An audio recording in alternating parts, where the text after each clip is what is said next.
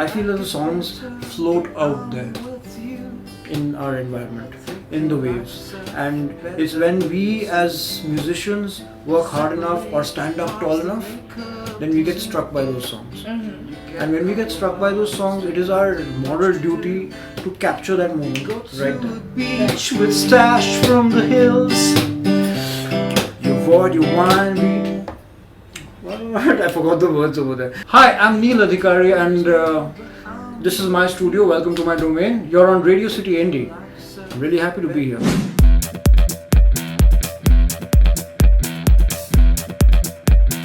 Hi Neel, welcome to Radio City Indie. How are you today? I'm good today. Sad that the winter's leaving, but I'm good, but so am I. I'm going to Goa. Winter's leaving, you're going to Goa. What is Mumbai going to do without you then? Mumbai will do what it does without anyone. Mumbai is never affected by the departure of humans. Right. Some very, very great musicians have left us recently, leaving a massive void. In the same month, Lataji and Bapida have gone. Very true. So, but Mumbai will continue. And that's Absolutely. what Mumbai does. Absolutely. So, speaking of your journey into independent music or music altogether, did you always know that music, singing, songwriting was your calling? No, I wasn't sure at all. When I was a kid, I thought something to do with art or drawing would be my calling. But I was also in class 3, I was playing Rumpelstiltskin in my school theatre. Right. And I was also in the choir. So music was a thing that was there amongst all the other things. I wanted to be in the creative space and I was pretty clear about that. Sure. But I didn't know which area of the creative space. And in between, I wanted to be in advertising and be a copywriter for a while. That didn't work out. But I'm happy it didn't. You're almost 2 decades old in this industry, if I'm not wrong. So, do you see there's a major transition from what it was back then and what it is now for all people who are trying to enter the space? Yes, the gateway has become much wider and the room has become a lot more plush. When I say that, what I mean is that when someone walks into the room of independent music and wants to take up music and is, let's say, more influenced by Western music than Indian, classical or, traditional or Bollywood music, they still have a chance of making a career of it. But when I took that decision, it was a fool's choice. You have to be at one level pretty stupid to do this. I think I was, and I thank my stars for it.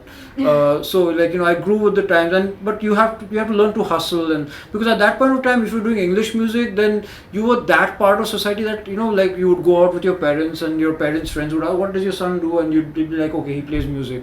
Oh, amazing! So why don't you sing us a song? And then I'd take out a guitar and sing them an English song, and they'd be like, "Yeah, but how?" They'd be thinking. I would look at their faces, and they'd be thinking how are you going to make a life out of this? A living out of this. Yeah, this is not, or even a life. We are not taking you seriously. You're in our house, you're in our drawing room. We've asked you to play. You sang us a song in English, and kya? They would expect more of a Hindi song or something. Of course, if I sang a Hindi song, then they would immediately, apart from liking it at a basic organic level, they'd also be able to see the the commercial prospect of that. Now, if that's not there, then then what are you doing? Because India is a highly populated place. Right. Competition is very high. So people, when they want to show concern for someone who's growing up, the main concern is, is he going to do something worthwhile with his life? Right. So what was that decision that you made probably in a very early stage of the industry's evolution? Yes. Was your family, your parents and everybody around you quite supportive? Did they understand what this is all about, or you had to, take them step by step the way you did? I was lucky because my dad wanted my brother to become a pilot. Oh. And so he tried very hard with that. And then I remember back in the 80s, there was a dollar devaluation, and then my family couldn't afford to send him to Texas Fort Worth to, study how to become a pilot because the Indian rupee got devaluated very badly, and our plans went to dust. Okay. So after that, he tried to, push my brother into a bunch of things, and my brother had his own friction towards that. And then, my brother did his own thing, and right now he's with the British Council doing amazing stuff. Wow. But I think my dad got tired of that interaction, and he said that, okay, fine, man, okay, fine. Whatever you think is good for you, you do. I'm not going to interfere. Right. Yeah. So my parents were not, I won't say they were supportive, but they were not interfering. Right. But that's what they've always been like. They've never like went and told me that don't do drugs, don't do alcohol, don't go out at night. They would never. They would say that okay, let them do everything. My dad's basic education principle was always this, that let them do everything and they will learn on their own, because no matter what I tell them, when you hear something, it's not going to land inside you properly unless you learn from experience. Sure. So yeah, I'm very grateful for the way I've been brought up. We go to a beach with stash from the hills. You avoid your pills. You just about got enough money to pay the bills. We've got a lot of movement between the sheets still. We love us nobody, above us nobody. And we live under a sea. We'd find a way to be happy. So, since the very beginning of your musical journey, you were sure that you wanted to create your own music? Yes, otherwise I saw no point in doing this. Right. From the time, as a matter of fact, in my school, St. Thomas Kidipur, Calcutta, I went and told my vice principal, Mr. Alan Samuel, God bless him, great guy. So I told him that, I want to be part of the school band. He said, the band is practicing after school, why don't you just go there? I'm going to tell Charles to, take an audition for you. Right. I said, cool. So I went in there, and then Charles was taking my audition, and he asked me to sing a bunch of songs whose lyrics I didn't have. Right. These are days which are pre-internet. Oh, so we used to okay. listen to songs, lyrics and write them down. I still Right. have a diary which has got a lot of phonetically picked up songs, and if you read those lyrics, you'll laugh to death. Wow. Because most of it is phonetic bullshit. So, I was, so after a while he said, all right man, just sing anything, and he started playing 4 chords. And then I started making up stuff on the spot, and within the next 10 minutes he's like, bro, guys, you think we've got ourselves an original song? And then we practiced and we made that song fully. We got up on, so the first time I sang with a rock band on stage, I sang an original song. Oh. Yeah, and I decided that I should take that as karma's direction to me, and I'm going to follow that direction wherever I go, whatever I do. So, I played in a pub called Someplace Else in Calcutta, very famous. Right, I've been there, yes. Yeah, so Someplace Else is known for very good cover versions of songs. Absolutely. But my band used to fight with the management and do original songs, and then we used to have a following of our original songs with regular people. People who would hear our original songs would come back every time, because they also knew that they were part of an uphill battle. So they felt that they were part of something special, instead of just like listening to Hotel California and having a drink, If they knew one of my songs, they were like, okay, nobody's heard this song. And I know the lyrics of that song. It makes me special, even as an audience. So, I kind of like, that was my basic orientation. Sure. Neel, you have become a synonym to OTT. Right, I mean, think about little things, think about, feels like Ishq or Hasmukh or whatever. People now, when I talk about all these things, they are like, okay, yeah, I know that singer, the songs are very nice. Neel has been a very important part to give us that sort of music. How did the OTT journey start for you? It started with my very unpredictable shift to Bombay from Calcutta. My wife and I, we had our first son, Luca. And Luca was 1 year old. Oh. And that's not a time when people shift. Right. That's a time when people want to latch on to whatever support they can have. Right. But we decided to shift from Calcutta to Bombay, with Luca being 1 year old. And it was a leap of faith. And also, it was the whole thing that, whenever I visited Bombay, I really liked Bombay because of its cosmopolitan and no bullshit nature. Right. And I really thought, every time I sat in any kind of Bombay society, I felt that I really fit in well over here, because I'd be understood, my jokes were appreciated. Anytime I tried a double meaning, they all landed. Nobody thought that I was weird or stupid, like sometimes it would happen in Calcutta a little bit, So I just wanted Luca to grow up in an environment like that. So we moved here. Sure. And when I moved here, I had given up all my support in Calcutta. I had already won 1 Filmfare Award in Calcutta for a film called Shai Bibi Ghulam was later. That was my second Filmfare. The first Filmfare was for Tashid Desh. Right. So people knew me as a person who's away from the mainstream, but doing interesting stuff. Right. And mainstream films were beginning to come to me. But I gave all that up and I moved over here. And I was initially just doing like corporate films for Reliance and the odd ad. And I was working on some albums and some songs of mine. I was in a creative zone. Audrey, my wife, had a job over here with a school. And we had a lot of rent to pay. Our rent had gone up 5 times. Mumbai eats that. Yeah. Yeah. And we had decided to move to Bombay because Audrey's school was in Worli and all my clients would be in Andheri. That's something I knew from before because of research. And I was known to the cinematic community of Bombay a little bit because I had done the music of a film called Gandu. Gandu was infamous, not released in India, and it was, but it had gone to over 100 film festivals world over. So right now, how a lot of Indian films keep going to film festivals, that was not the scene in 2011. Gandu was one of the first films that used to do so many film festivals. I was known for that, and I met someone called Ruchir Arun in a writing workshop with Q. Q, the director, and Ruchir and me really got along because he heard me singing my songs and he was like, songs are so good, so good. I said, yeah, thank you so much, and I appreciate this and all that. We became friends, and then when he came, one day he suggested my name to Ashwin, who runs Pocket Aces and Dice Media. To Ashwin and Anirudh Pandita and that whole gang. And they came over to meet me and I met them and I showed them some of my songs. They really liked it. And they said, we're planning a series with just about a guy and a girl. It's going to be called The Little Things. And it's going to be a very tiny thing. We don't have much budget. It's just going to be on YouTube.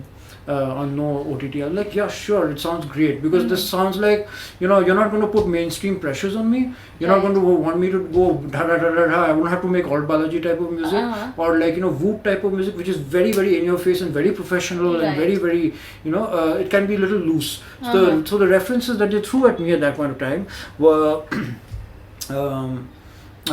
Francis Ha, which was one of my favorite films that time. Noah Baumbach, and it was, it's a great film. It's in black and white. It's very cool. The music is uber nice. And so I said, yeah, that reference, like if you want me to make music like that, I'll just don't even talk. I don't care what the money is. I'm going to do this.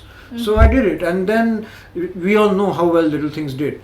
But it wasn't picked up by Netflix till its second season. Yeah, and also it got picked up in the middle of the second season while it was so after that things started really rolling in, and then What the Folks happened, which was also great.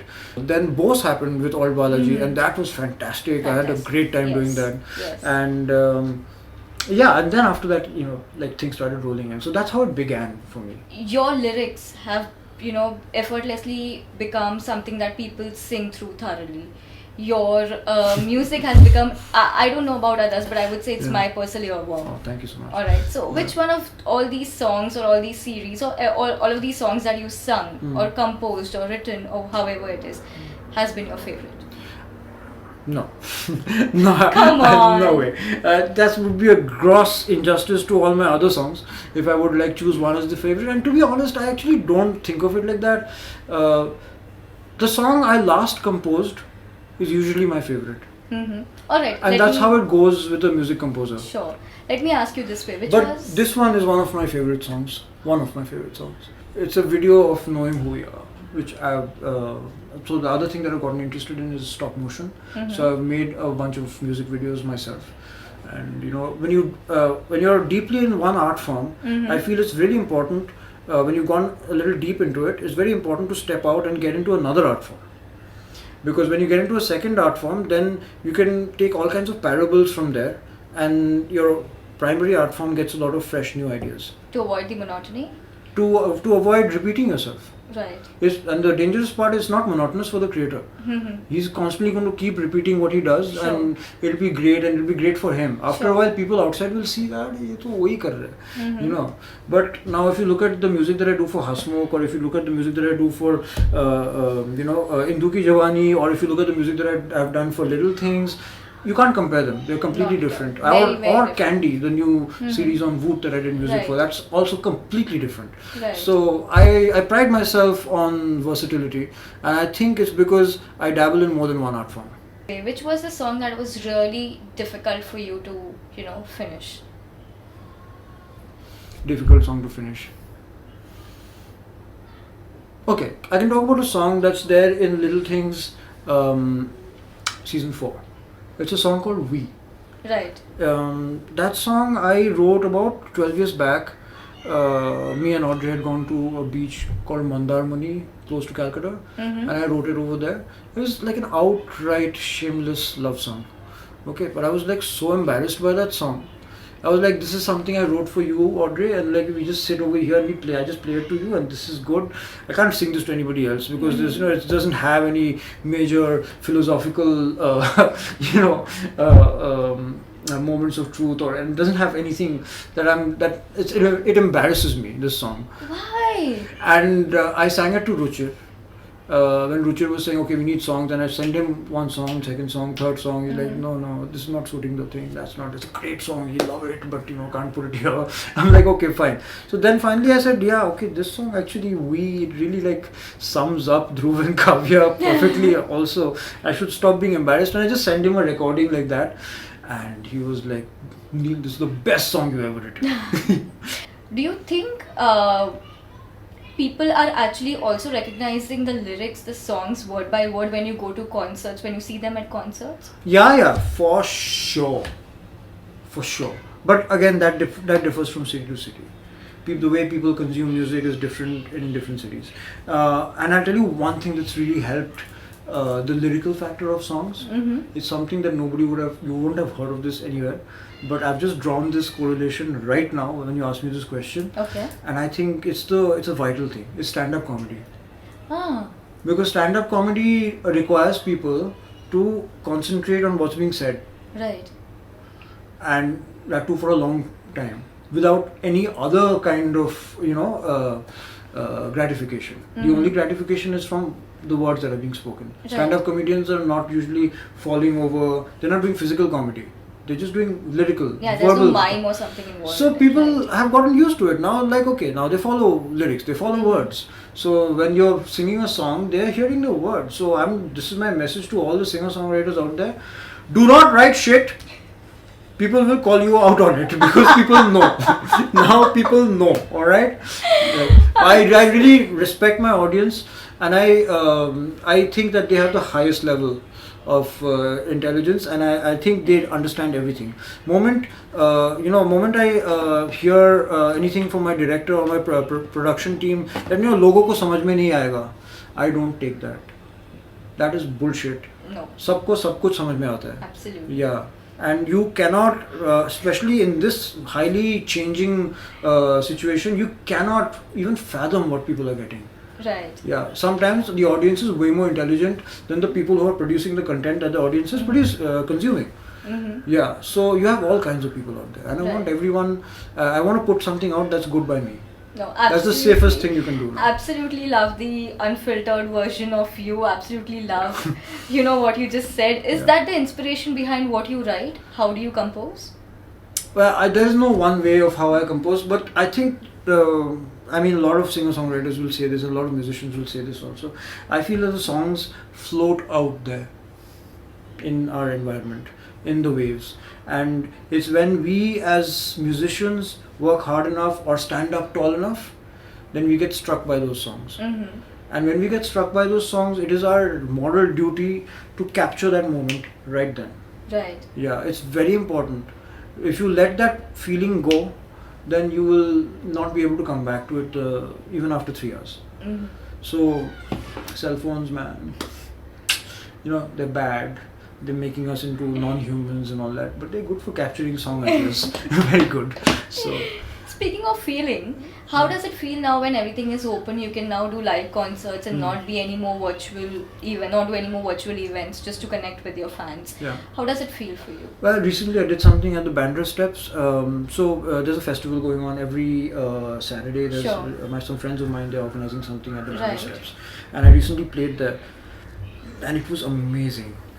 It was amazing. You love seeing people jam with you? I love seeing people jam with me, and I love people jamming with me, and I love to see the reactions on an audience's face. Yeah, real time. That way, film directors have told me that they're very jealous of me being a musician because our gratification happens instantly. Right. We sing something, we get a reaction instantly. But for a filmmaker, he has to wait. Till it's out on the big screen. Yeah, and then also he'll not get it directly. He'll get it after they have thought about it, they've digested their own reaction, and then it comes out as something else. So, yeah. Sorry guys, sorry filmmakers. You're coming out with your own album. Yes, I am. Tell us something about that. So, this is, I have never released a solo album before, but on my Spotify there are lots of listeners and my name is there, and there are lots of music ascribed to that name. But it's all been brought out by the studios whom I've done stuff for. Right. But I think right now I've retained the ownership of my songs, and I'm going to come out with an album which is mainly going to be the 4 songs which are in Little Things season 4. Okay. So it's going to drop in the next 15-20 days. And I've made videos myself for 2 of them. This is a screen grab from one of those videos. As you can clearly see, this is Knowing Who We Are. And I've also got a video going for We. So it'll have 4 songs, and the album's name is 4 Little Things We Did. Lovely! I can't wait to hear it. So is it going to release on Spotify, YouTube? All platforms, yeah. All platforms. Yeah. Speaking of all platforms, do you think that people who are entering into the industry right now are more accessible to more tools and more platforms and more visibility as compared to, say, 5-6 years ago? Yeah, for sure. But having said that, now there's so much of noise and there's so much of material and so much of music out there that it's hard to cut through the noise and be heard. So I think the new methodology has become playlisting. Right. And there is like a certain amount of clout that the music companies have gotten back again, because now they at least can get hold of the playlists. Sure. Then again, like self-respecting playlisters or self-respecting playlist curators will not take suggestions from corporates. Right. They will choose the music on like purely based on merit and all that. So the situation is a lot more democratic for sure. Sure. And but the artist has a lot more to do now than just make music. So you're a songwriter. How do you get over the writer's block? By going to Goa? No, that's not a good answer. Don't give people wrong suggestions. It's a wrong suggestion. Guys, I've written that song in, it sounds like a Goa song, but I wrote it in Mandamuni. To be honest, I don't think I've ever written a song in Goa. Yeah. So what's your writer's block, getting over the writer's block process? Well, immediately you have to change your physical environment. Yeah. And you have to change the construct of your brain. If there's any regular things that you do, like these are just pieces of advice, they could work or not. Right. Like suppose you're a coffee addict. Give up coffee for a day or 3 days. It will change the wiring of your brain. Right. And then you will see, you'll suffer. I'm not saying you won't suffer.